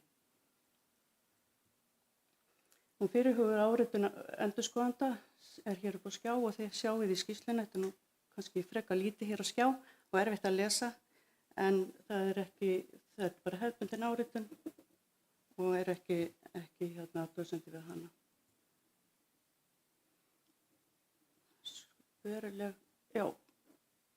Möguleg sniðganga stjórnenda eftirliti. Við í rauninni skoðum áhættur sniðgöngu stjórnenda og það voru engar vísbendingar sem komu fram með sniðgöngu stjórnenda í endurskoðunni. Við förum í innra eftirlit og fjárhagskerfi sveitarfélagsins, við förum yfir fundagerðir, við skoðum í rauninni þau gögn sem tengjast rekstri sveitarfélagsins, við förum yfir ferla, við skoðum aðgreiningu starfa, aðgengi starfsmanna, að kerfum og banka, við förum í ýmsar úrtaksprófanir og prófum eftirlit stjórnenda með framvindu fjárhagsáætlana, hvort að menn séu í rauninni að fylgja eftir breytingum og í rauninni í þessari skoðun okkur kom ekki fram verulegi veikleikar innra eftirliti. Síðan er hefðbundi stjórnsýsluskoðun framkvæmd á hverju ári og það kom ekki verulegar athugasemdir við stjórnsýsluskoðunina, en það er alltaf þá í rauninni gefin út skýrsla sem er afhent bæjarstjóra og er fylgst bara eftir með því árlega. Og síðan eru aðrar áherslur í endurskoðun að við förum náttúrulega yfir rekstrartekjur. Við gerum ekki athugasemdir við færslur á rekstrartekjum ársreikningsins. Laun og launatengd gjöld eru skoðuð og við gerum ekki athugasemdir við útreikningu á þeim. Varanlegir rekstrarfjármunir eru einnig náttúrulega farið yfir fjárfestingar og meðferð þeirra í bókhaldi. Við gerum ekki athugasemdir við færslu þeirra. Einnig með stofnframlega eignarhluta í félögum gerum við ekki athugasemdir. Nú eins og bæði Jakob og Haraldur fóru yfir að þá komu inn samrekstrar einingar og hjá sveitarfélaginu Stykkishólmi þá bættist þar við félags- og skólaþjónustan sem fer inn í A-hluta og síðan kemur Náttúrustofa Vesturlands inn sem B-hlutastofnun á árinu. Þannig að þetta eru töluverðar breytingar fyrir ykkur og fyrir starfsfólkið og við í rauninni gerum ekki athugasemdir við meðhöndlun þessara eininga inn í bókhald sveitarfélagsins. Nú, við gerum ekki athugasemdir við færslu skulda við lánastofnanir í ársreikningnum og síðan er það sameiningin Helgasveit við Stykkishólmsbæ. Við í rauninni yfirförum og staðfestum stöður einstakra efnahagsliða í upphafi árs og röktum í undirgögn. Við fórum yfir þær leiðréttingar sem voru gerðar á upphafsstöðum og lögðum mat á röksemdir stjórnenda eftir breytingum og við fórum forsendur og nákvæmni útreikninga að baki upphafsstöðum efnahagsreikningsins og yfirfórum breytingar á samanburðartölum og framsetningu þeirra og einnig höfum við yfirfarið skýringar í ársreikningum sem tengjast þessari sameiningu. Og við gerum ekki athugasemdir við færslu og framsetningu á samanburðarfjárhæðum í ársreikningi.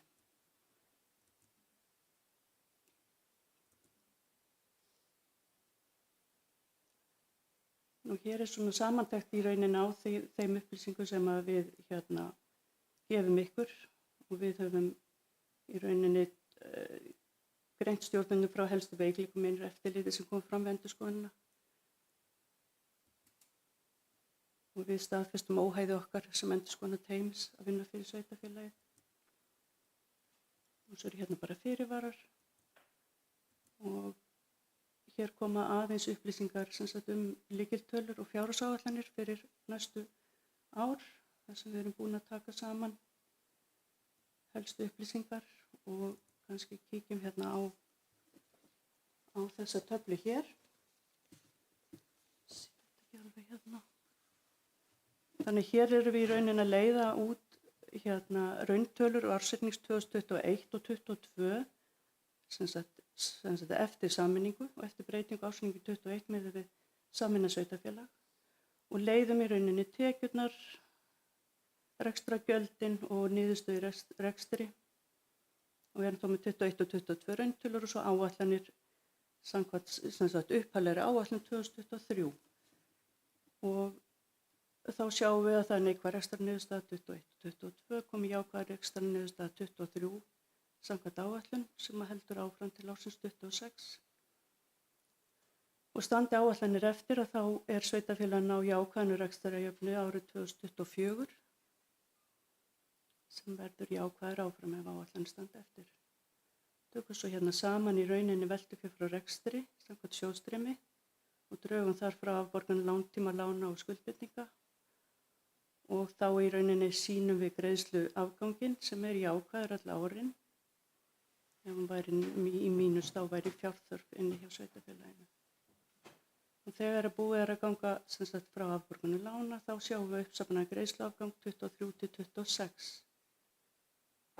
og erum búin að taka svo samanlega fjárfestingarhreyfingar 23 til 26 eftir upphaflegu áætluninni og þá erum við með í rauninni eftir það uppsafnaða fjárþörf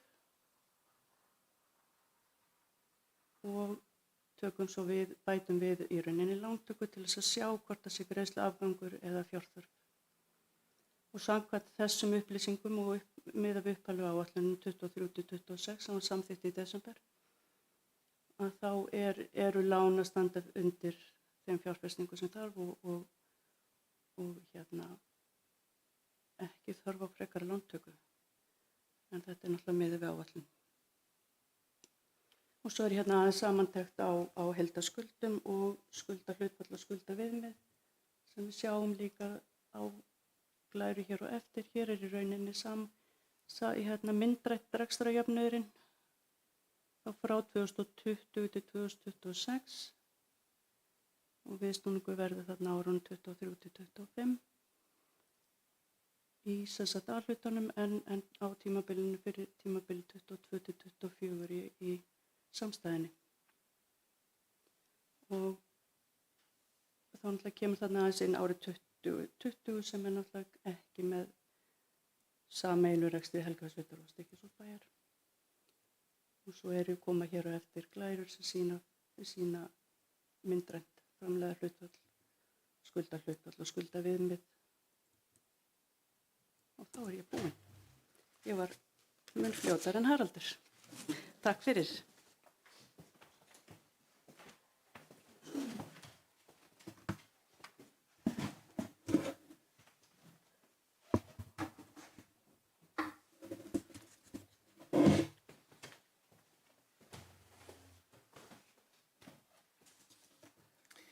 Já, ég þakka Haraldi, Gyðu og Jakob fyrir góða yfirferð. Ég verð alltaf svo full lotninga þegar fólk getur talað allar þessar tölur svo ekkert sé og finnst líka rosalega gaman að því.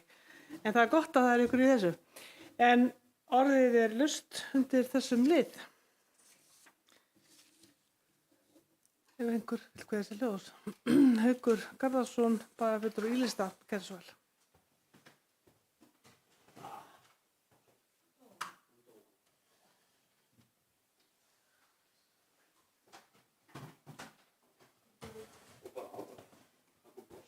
Getur fengið rafmagn hér.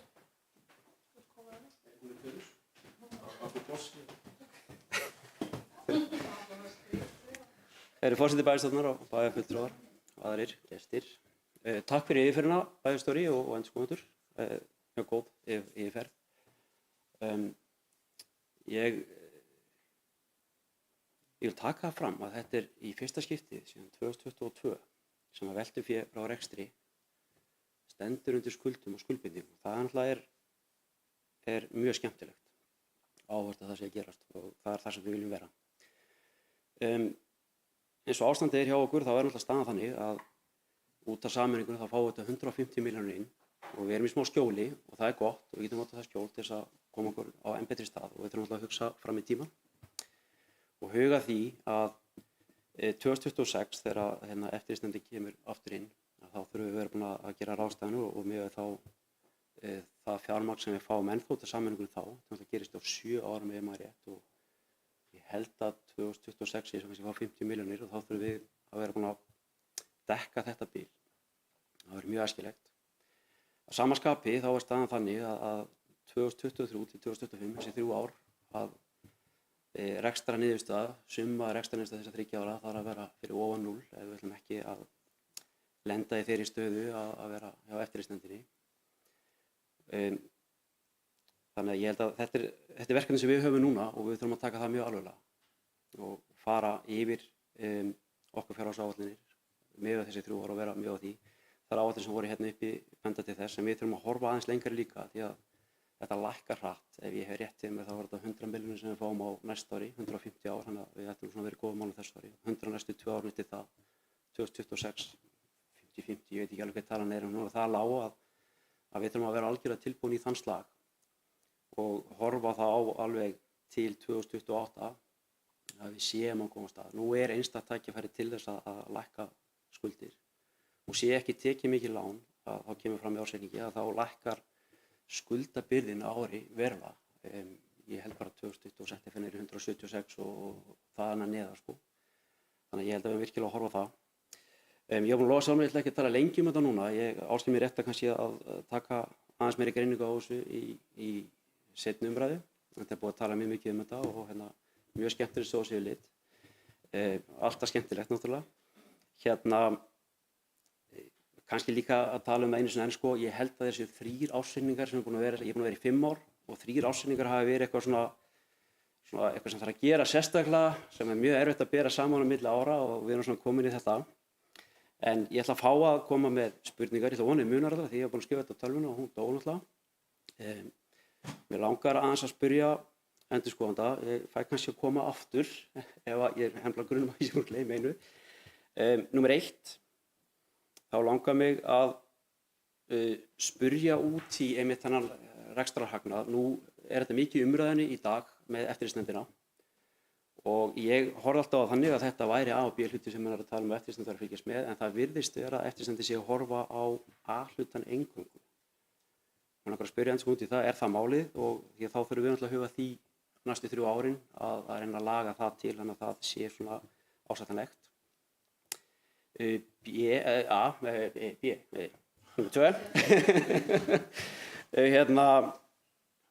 Þjónustumiðstöðin er í dag náttúrulega, hún þjónustar stofnanir og bæinn.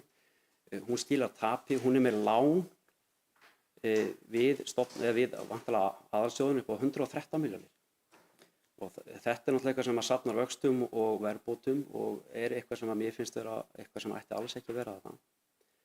Þannig að ég spyr, hvað getum við gert í þessu? Er ekki rétt að færa þetta úr þjónustumiðstöðinni því hún mun aldrei skila þessu aftur og þetta verður alltaf svona einhver matadorpeningur sem er þarna og safnar vöxtum. Og ef að þetta færa til aðalsjóð, er þetta að gera það bara strax? Má það að taka það ákvörðun að þessi ársreikningur hann bara losi þetta út? Sem ég held að veri hreinlega bara áhugavert að gera til þess að fá þetta hreinlega bara, ég ætla að segja nær raunveruleika. Svo var ég með 3. punkti sem ég man ekki, en ef hann poppar inn þá fæ ég að stökkva upp aftur og spyrja það aftur. Takk fyrir það. Takk fyrir þetta. Þú varst sérst að spyrja Harald sérstaklega.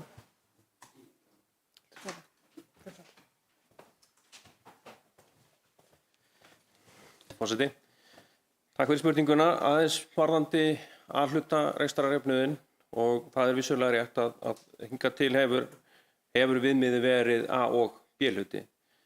Það er hins vegar meiri umræða það og þyngri að þetta ákvæði taki einnig til A-hluta sérstaklega. Þannig að rekstur A-hlutans sé í jafnvægi sem að þú ert mögulega að vísa til. Það var umræða þetta á meðal annars á fjármálaráðstefnu sveitarfélaga núna í haust.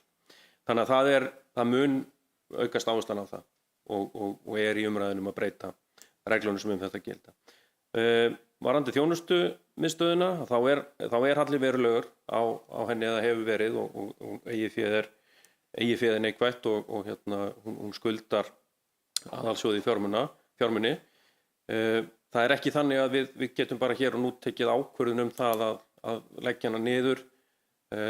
Ef að það er hugmyndir um það að gera það, þá þurfti það að fara í gegnum svona formlegt ferli með samþykkt viðauka og tilheyrandi aðgerðum.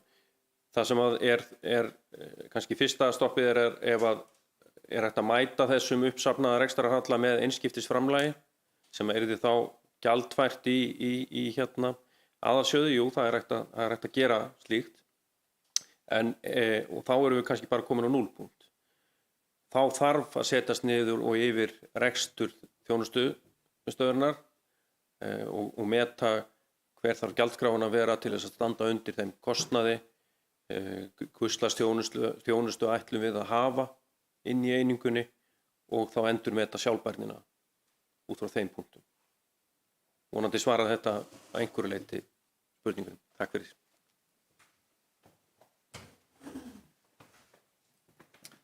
Takk fyrir þetta, Haraldur. Fleiri? Jakob, gerðu svo vel. Forseti, þótt spurningu var ekki beint til mín þá langaði mér aðeins að bæta við það sem Haraldur kom inn á.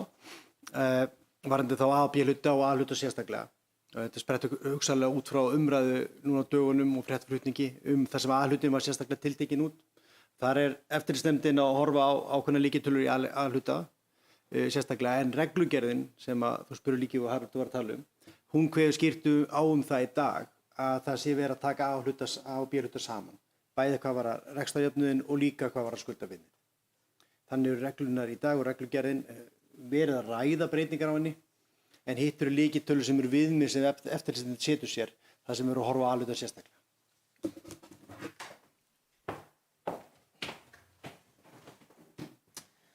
Takk fyrir þetta, Jakob. Ragnar Már, bæjarfulltrúi í Ylista, gerðu svo vel. Forseti, ágætu bæjarfulltrúar, Haraldur og Gyða, takk fyrir yfirferðina og Jakob. Það er jákvætt ef að áætlanirnar ganga eftir, þar að segja að við náum að snúa svona rekstrinum svolítið við og að útkoman fyrir þetta ári verði kannski lítið betri heldur en fyrir síðasta. En þegar maður skoðar svo aftur á móti áætlunina fyrir þetta ár sem var gerð 21, fyrir 2022 sem var gerð 21, að þá var gert ráð fyrir 108 milljón króna hagnaði, lántöku upp á 295. Við fórum í 100 milljón króna lántöku, sem sagt 195 milljónum minna heldur en við gerum ráð fyrir. Þar að auki fengum við 150 milljón króna framlag frá vegna sameiningarinnar. En samt sem áður erum við að enda í 80 milljónum í tapi. Þannig að þetta svona, kannski má segja, hátt í viðsnúningur upp á, ef við tökum þessar tölur inn í, þetta hátt í viðsnúningur upp á hátt á 500 milljónir frá því sem áætlað var. Plús þessar náttúrulega tekjur sem að koma inn frá. Þannig að maður er ekkert voðalega bjartsýnn, satt best að segja að það verði einhver svakalug viðsnúningur í þessu, en þannig að það er kannski ágætt að svona, skoða vel alla liði eins og að koma inn á áðan og hvar við getum hugsanlega tekið aðeins til. Takk. Takk fyrir þetta, Ragnar Már. Orðið er laust. Jakob, gerðu svo vel.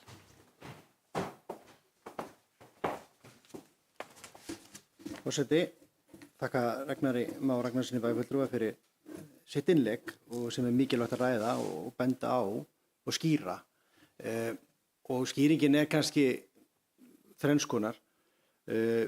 Áætlun 2021 vegna ársins 2022 gerir ráð fyrir sölu og eign sem að var frestað, sem að hefði þá myndað söluhagnað. Önnur skýringin eru verðbólgan sem að gert ráð fyrir umtalsverðri lægri verðbólgu á því ári samkvæmt þjóðhagsspá sem að eins og við þekkjum var umtalsvert hærri heldur en að áætlanir gerðu ráð fyrir. Þetta eru þessar tvær risastóru breytur í þeirri áætlun sem að breyttist með viðaukum og síðan þegar tók að líða árið þá var endurskoðað fjárfestingar og minni lántaka á móti til þess að sýna ábyrgðarrekstri. Það er svona stuttasvari við þessari athuguninni.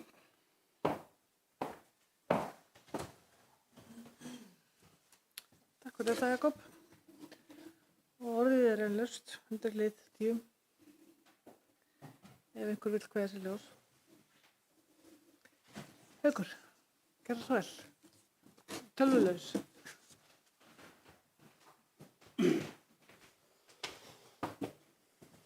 Já, en ánægður að kveikja tölvunni hjá mér.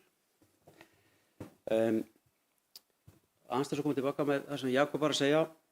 Þetta er alltaf mikill viðsnúningur og þetta er alveg rétt sem hann að segja að það var gert ráð fyrir sölu á stór eign. Við reynda var, og ég ætla bara að koma inn á það, málflutningur okkar var sá fyrir þennan, í þessari áætlunargerð að þetta væri mjög feit áætlun og við bentum á það að það væri erfitt að láta þetta ganga upp. Og þó að hafi komið ég man ekki alveg hver verðbólgan var, í forsöndunum hvort það var 3,7% og það skýrist náttúrulega hluta þarna eru þá 150 milljónir viðbót sem að núrast út af Helgafellssveit því að það var ekki inn í áætlunum hjá okkur. Þetta var áætlun sem ég var ekki tilbúin að skrifa upp á og minnir að ég hef fengið á mig að ég sýndi ekki ábyrgð út af því það var einhver svaka bókun sem kom sem ég bara er ekki búin að skoða, langar ekki til að skoða. En svo spyr maður svona eftir á hvað lá ábyrgðin. Er gott að gera svona áætlun, þetta er áætlun á kosningar ára auki. Þannig að mér finnst að við eigum að sýna ábyrgð og reyna að hafa áætlun svona eins og við sjáum árið. Jafnvel að hafa tekjur aðeins undir og ef að tekjurnar reynast betur þá er þetta bregðast í því og skila því betur. Þannig að bara það sé sagt, ég kannski komum inn á þetta seinna. Ég man þetta þriðja punktinn, ef ég má lauma honum inn, sko, það eru þarna 2 B-hlutastofnanir sem eru með neikvætt eigið fé. Og þetta eru annars vegar 36 milljónir held ég og hins vegar 144 milljónir. Þetta er ástand sem við erum í, sem er ekki gott og mér langar svolítið að spyrja þig sko, hvernig við þurfum að hreyfa okkur út úr þessu einhvern veginn og hvernig við myndum gera það. Ef að þú getur aðeins komið með einhverja punktu þá og hvaða stöðu þetta setur okkur í.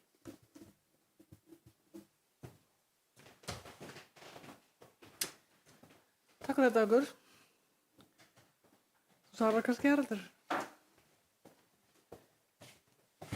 Forseti, Haukur, takk fyrir spurninguna.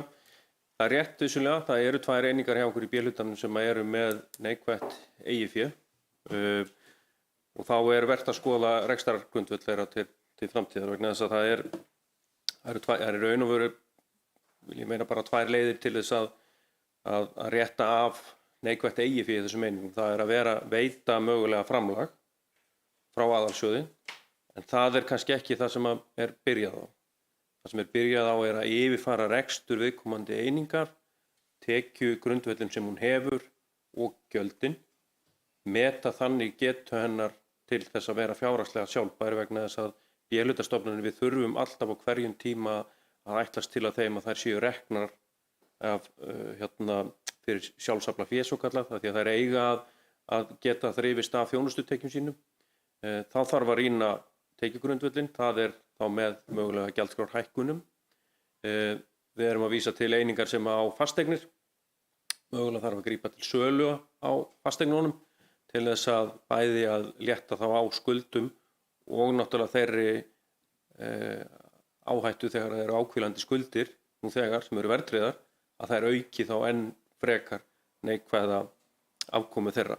Þannig að það þarf að byrja á því að rýna reksturinn í þessum B-hluta-einingum, leggja niður plan það hvaða lausnir eru til staðar, hvað er hægt að draga úr útgjöldum, hvað er hægt að auka tekjur.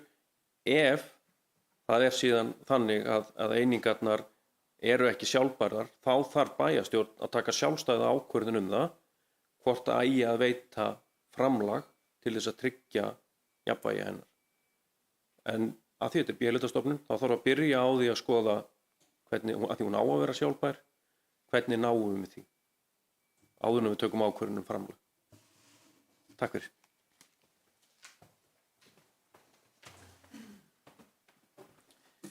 Takk fyrir þetta, Haraldur. Fleiri sem vilja kveða þessu ljós? Svo er ekki. Bæjarstjórn samþykkir að vísa ársreikningi sveitarfélagsins Stykkishólms fyrir 2022 til síðari umræðu í bæjarstjórn. Hverjir eru samþykkið þessu? Og það er samþykkt samhljóða.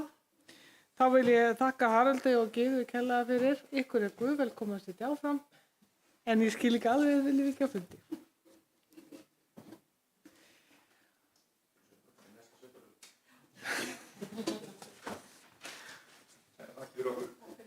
Takk kærlega. Það er venjulega ekki klappa á bæjarstjórnarfundum, það er eiginlega full ástæða til þess. Já, þá höldum við áfram.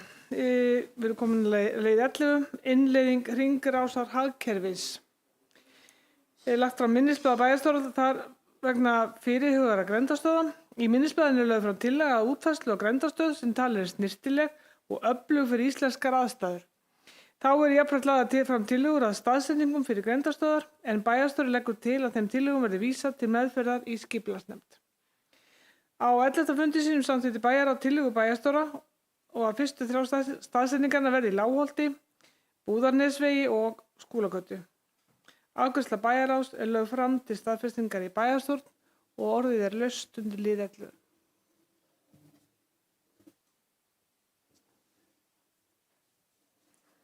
Enginn tjásiður hringrásarhagkerfið. Bæjarstjórn staðfestir afgreiðslu bæjarráðs. Hverjir eru sammála því? og það er samþykkt samhljóða. Það kom að lið 12, verklagsreglur ráðningar starfsmanna. Lögð fram til að KPMG að uppfæra verklagsreglum ráðningu starfsmanna sveitarfélagsins. Á 11. fundi sínum samþykkti bæjar á tillöguna og lagði til við bæjarstjórn að samþykkja uppfærðar verklagsreglur með áorðnum breytingum ráðningu starfsmanna sveitarfélagsins. Orðið er laust. Enginn hefur kveðið sér hljóðs. Bæjarstjórn samþykkir verklagsreglur ráðningu starfsmanna sveitarfélagsins með áorðnum breytingum. Hverjir eru sammála því?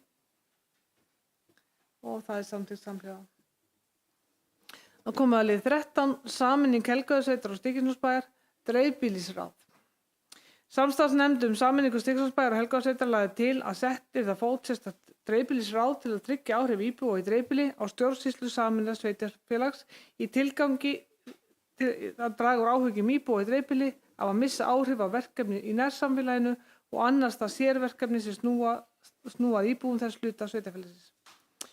Strax í upphafi þessa kjörtímabils hófst undirbúningur hins sameinaða sveitarfélags á breytingum á samþykktum stjórn þess og var gengið frá þeim breytingum með síðari umræðu í ágúst 2022. Í kjölfarið kom í ljós að sumarið hafi verið lögfest lagaákvæði sem kvað á setningu reglna framkvæmd íbúakosninga sveitarfélaga og til að tryggja að íbúakosninga á vegum sveitarfélags uppfylli grundvallarskilyrði lýðræðislegar kosningar skuli ráðuneytið setja reglugerð að höfðu samráði við landskjörstjórn þar sem mælt er fyrir að þau lágmarksatriði sem fram skulu koma í reglum sveitarfélaga íbúakosningar samanber 4. málsgrein 133. greinar sveitarstjórnarlagar samanber 6. grein laga nr. 83/2022. Sveitarfélagi hefur frá þeim tíma verið að kalla eftir setningu umræddar reglugerðar þannig að það geti hægt sé að halda íbúakosningu og sett umrætt dreifbýlisráð á fót. Sigurður Ingi Jóhannsson, innviðaráðherra, hefur nú staðfest nýja reglugerð íbúakosningar sveitarfélaga sem fjallar þau lágmarksatriði sem þurfa að koma fram í reglum sveitarfélaga framkvæmd íbúakosninga. Reglugerðin tók gildi 1. apríl 2023. Lögð fram reglugerð 323 frá 2023 íbúakosningar sveitarfélaga ásamt tillögu að reglum sveitarfélagsins kosningu dreifbýlisráð. Bæjar á samþykkti á 11. fundi sínu tillögu að reglum íbúakosningu dreifbýlisráð og lagði til við bæjarstjórn að samþykkja þær. Og orðið er laust undir lið 13.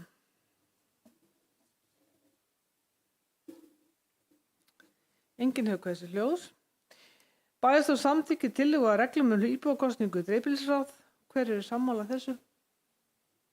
Og það er samþykkt samhljóða og við fögnum því að það geta farið að kjósa í dreifbýlisráð. Langþráð. Það kom að lið 14, samkomulag við Eyja og Mikluhrappshreppi þjónustu í skólamálum og fleira. Á 9. fundi bæjarráðs var lagt fram erindi frá Eyja og Mikluhrappshreppi varðandi leik- og grunnskólamál.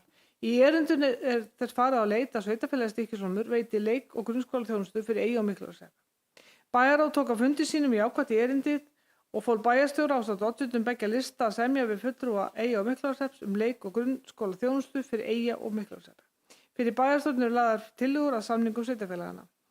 Á 11. fundi sínum samþykkti bæjar og samningana og lagði jafnframt til við bæjarstjórn að samþykkja þá. Og orðið er laust undir lið 14. Ragnheiður Harpa, bæjarfulltrúi Í-lista, gerðu svo vel.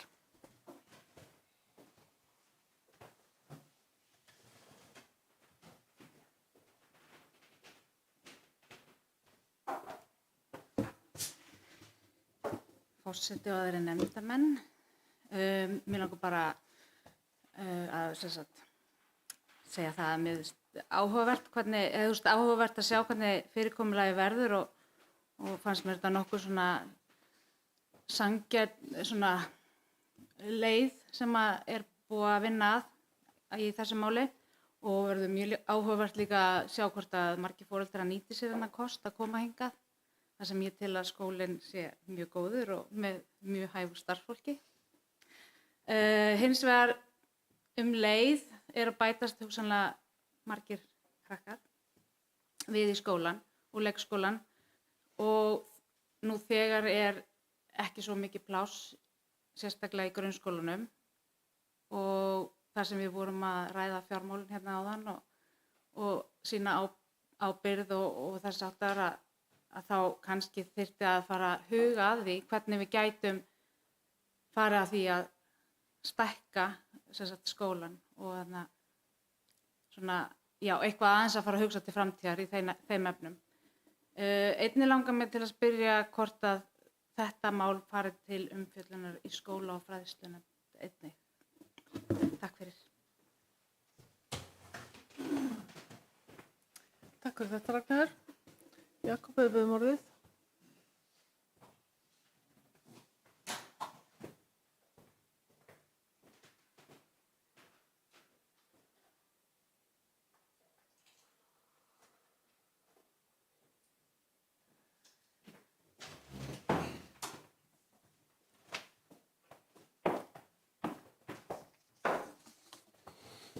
Forseti, ég vil byrja á því að þakka bæjarfulltrúanum fyrir þessa spurningu og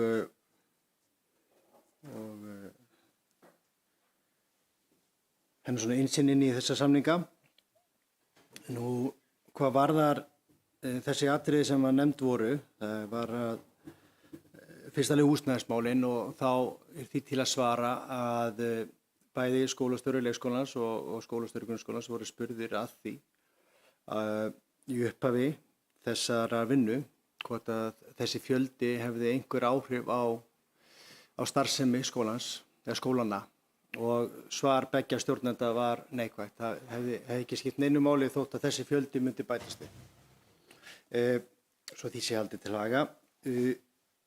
Mikilvægt að hafa fókus á því að við sem horfum til framtíðar eins og bæjarfulltrúinn nefnir og það er það sem var lagt upp með sameiningu þessar tveggja sveitarfélaga að horfa til framtíðar og við held ég séum svo jafnt og þétt að reyna að safna upp í fjárfestingastyrk sveitarfélagsins til þess að fara í viðbyggingu við grunnskólann. Tímasetningin á því ræðst kannski einnig að ytri aðstæðum sem við ráðum ekki yfir en við getum gert þær áætlanir sem að við getum gert til þess að vinna þessu markmiði en mikilvægt að vera með fókusinn á því hvort sem að sú viðbygging komi 25 eða 29 skiljiði.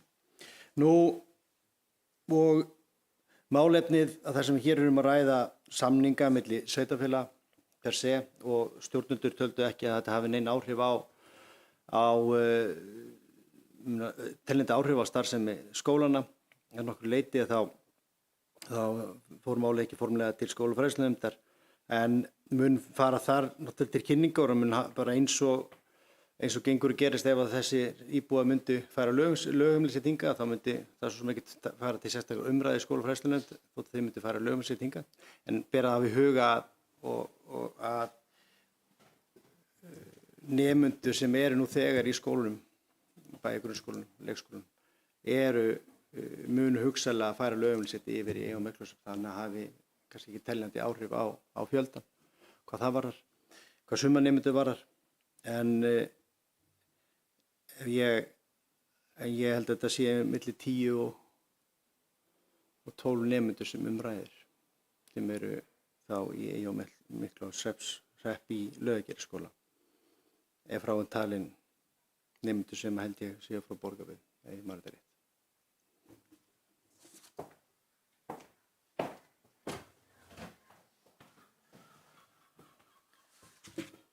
Takk fyrir þetta, Jakob. Orðið er laust. Enginn hefur hvað til hljóðs. Bæjarstjórn samþykkir fyrirliggjandi samning við Eyja og Miklagarðshöfn. Hverjir eru sammála því? Það er samþykkt samhliða. Það koma lið 15 landfyllingar, jarðmótun og manir. Lagðar eru fram tillögur að landfyllingum, jarðmótunum og mönum innan sveitarfélagsins. Bæjar á samþykki og 11. fundi fyrirliggjandi tillögur að landfyllingum, jarðmótunum og mönum innan sveitarfélagsins og svo vísaði málinu til frekari vinnslu og útfærslu hjá skipulagsfulltrúa. Afgreiðsla bæjarráðs er lögð fram til staðfestingar í bæjarstjórn og orðið er laust. Ragnar Már, bæjarfulltrúi, ég list að gera svo vel.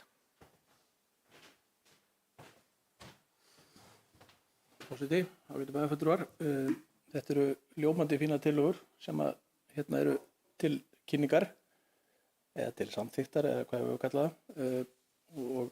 En ég þannig að það sé svona áréttað að því að heitin á skjölunum eru losunarstaði fyrir efni í Víkurhverfi að þá held ég að skýra bara skjölin að þetta séu bara losunarstaði fyrir jarðvegsvinnu í sveitafélaginu. Þannig að þó við samþykjum þessa tillögu að þessum munum að þá erum við ekki að samþykja heitið á skjælunum svo það sé tekið fram. Takk.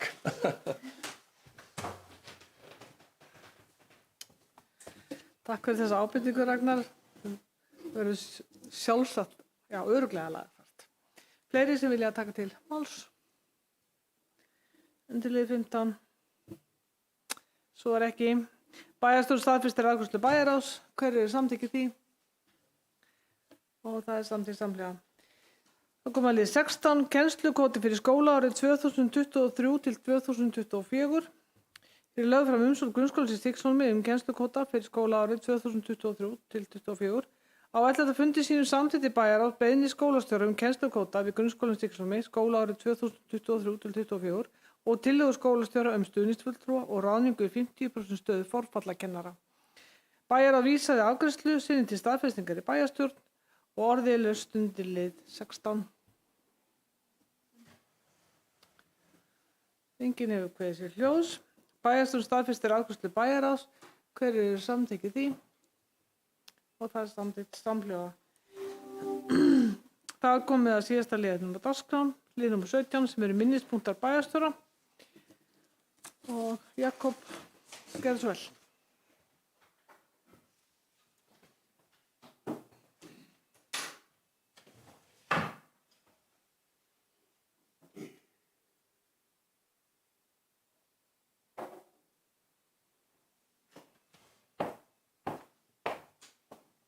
Forseti, vilja fá að leggja bara fram það tillögu, sögum þess að það er fundur í næstu viku, að fá að fresta þessum dagskrárlið og færa fram til næstu viku og fara þá yfir minnispunkta bæjarstjóra á 5 fundi, ef enginn gerir athugasemd við það, en þetta er lagt fram hér til kynningar.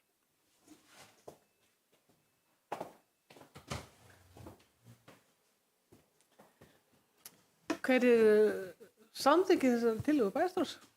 Það maður færa minnispunktarnir fram í næstu viku. Einhver. Það er samþykkt samhljóða. Það kannski bætist eitthvað skemmtilegt við næstu viku. Það er ástæðan fyrir ég mætti að funda. En þá þakka ég bara góða fundusettu og slít fundi klukkan 18:46. Takk.